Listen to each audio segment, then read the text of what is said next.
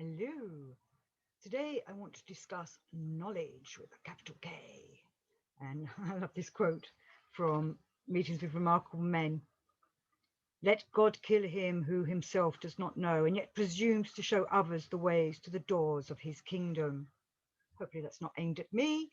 But there's many people that pretend they know everything. I'm not an expert on all this. This is why I do it as the quotes and read the quotes. Get it from the core teachings. I've said many times, go to the core, read the books. Whether you're into philosophy, Gurdjieff work, Steiner, Buddhism, Christ, whatever, Islam, go to the core teachings and read the proper ancient books, or even Hermetic traditions and things like that. Read the core teachings. It's nice to read people that have written about them to see their views and perhaps help you to expand your own views, but there's nothing like the core teachings.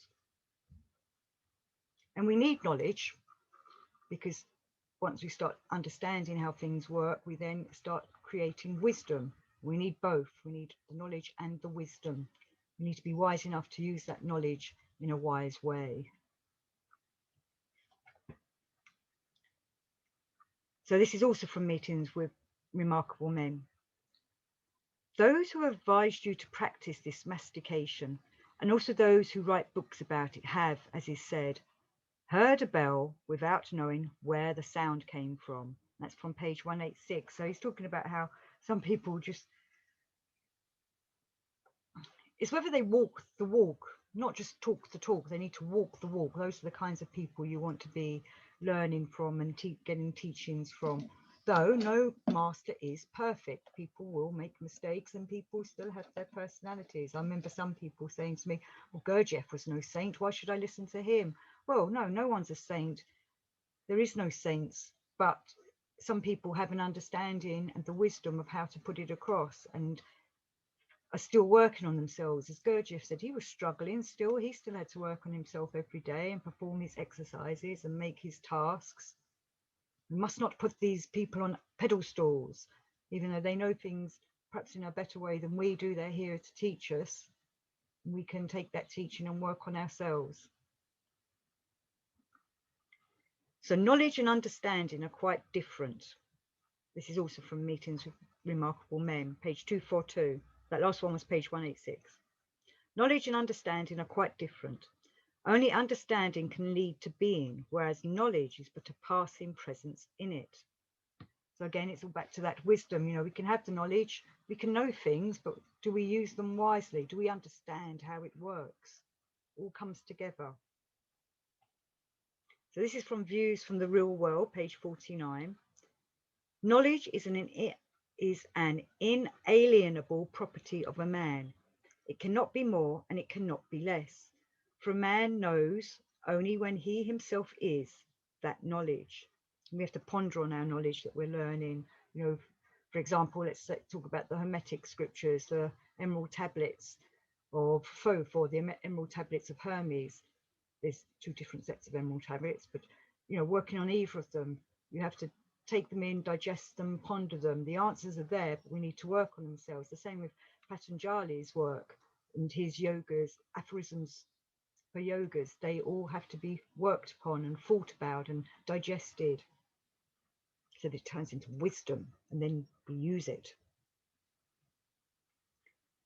So also from Views from the Real World. With knowledge, the sewing of shoes may be sacred art too, but without it, a priest of contemporary art is worse than a cobbler. So we need to, every piece of work that we do, we work on every piece of knowledge, creating something. We need to make it an art, whether we're making, a pair of shoes, as he's saying here, or, working out in the farm fields and working on ourselves that way. Sorry, I lost internet there, but hopefully I'm back on. If we know how to use that knowledge and how understand how things happen, like with mathematics, we follow the laws of mathematics to get to the sums of things, or geometry, or even as he's saying, making a pair of shoes. If we know how to do it properly, then we will make a good, well created thing.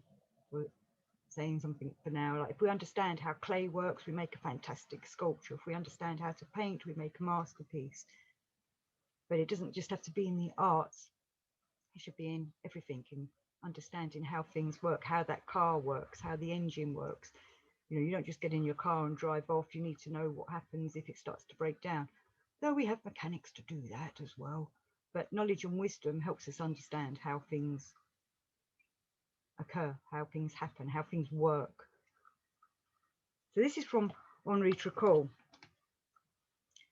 Know yourself and you will know the universe and its laws, the great principle of analogy to which Gurdjieff referred when he spoke about the exact likeness between microcosm and macrocosm, and said that fully developed man represents the universe in miniature. Thus, to awaken myself to my own presence in the world is to approach the understanding of the universe from the inside and no longer from the outside. You know, understand ourselves, know thyself, one of the most important Hermetic aphorisms. Because if we know ourselves and if we are representatives of God or imitations of God, image made in their image, the divine, and we can know ourselves, we can help us to understand what God wants, what the divine wants, what his endlessness wants. And helps to awaken ourselves, of course.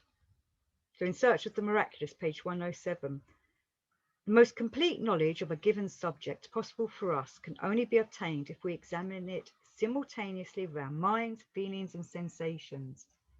So when we're doing our studies, we've got to work with all centers, as we've been saying throughout all these shows. You know, we need to align it all so we become harmonious, so we get a fuller, better understanding of what's going on. Also in Search of the Miraculous, page 278. Remember, Ouspensky went looking for all this kind of thing. He went traveling around the world, to the ancient sites, to the ancient East and around Egypt and such like, to find knowledge. And then he knew that he had to put that knowledge into some kind of wisdom. Knowledge, however, the real objective knowledge to which man, as he asserts, is struggling, is possible only in the fourth state of consciousness. And we are talking about real objective knowledge. Okay, there's subjective knowledge as well. And as I was saying before about, you know, if you know how a car works, you understand what happens when something starts to break down, and you can perhaps fix it yourself or get the mechanic. But, you know, you need petrol in a car to make it, the engine run. You know, we need petrol in our bodies, knowledge in our bodies to make our engines run. And we use that knowledge to then develop it into pondering, which goes into wisdom, as I was saying before. And with wisdom, we start understanding everything. And then once we start understanding ourselves and everything, then we're doing the work. So in Search of the Miraculous, page 278, knowledge based upon ancient methods and principles of observation, knowledge of things in themselves, knowledge accompanying an objective state of consciousness. Knowledge of the all was for him objective knowledge, and that's what we're attaining to get, the objective knowledge, so that then we can turn it into wisdom. I don't know if any of you do Kabbalah. You know, the Kabbalah tree goes up, starts from the bottom with Malkuth, works its way up, and the two before the divine is wisdom and knowledge. Binah, the intelligence, Chokmah, the wisdom. And them two combined together will take us to the divine. So as Ouspensky reminds us all, know thyself. So this is from All and Everything, page 386. The conscious striving to know ever more and more concerning the laws of world creation and world maintenance. And this is important, as I've said in other ones. We need to know how it all runs. And I know Gurdjieff explains it all in his books. It can be quite difficult to comprehend sometimes, all these different laws. But if we can get a grasp of that, now knowledge, the knowledge of that, then we ponder on it, and then it turns into wisdom as we begin to understand it all. And then we can work with it. And this is All and Everything, page 902. The soul means left to these unfortunate free-brained beings of your planet for their complete liberation from the consequence of the organ Kundabuffer are just this knowledge of being. You know, in all and everything, the humans have been given the Kundabuffer at the end of their spine, their tails, because they had tails in them days. And the Kundabuffer made us see things topsy-turvy. It was all part of a little problem that went wrong in the world creation, which is all explained in all and everything. But when they got removed, we were still seeing things topsy-turvy. Instead of seeing things straight and upright so that we could gain the knowledge, we were getting all the knowledge mixed up, and we still are today, getting the knowledge confused. And then that creates not very wise wisdom when everything's mixed up and not properly understood. So this is why we need to find the objective knowledge so that we can get objective wisdom. And you know, in many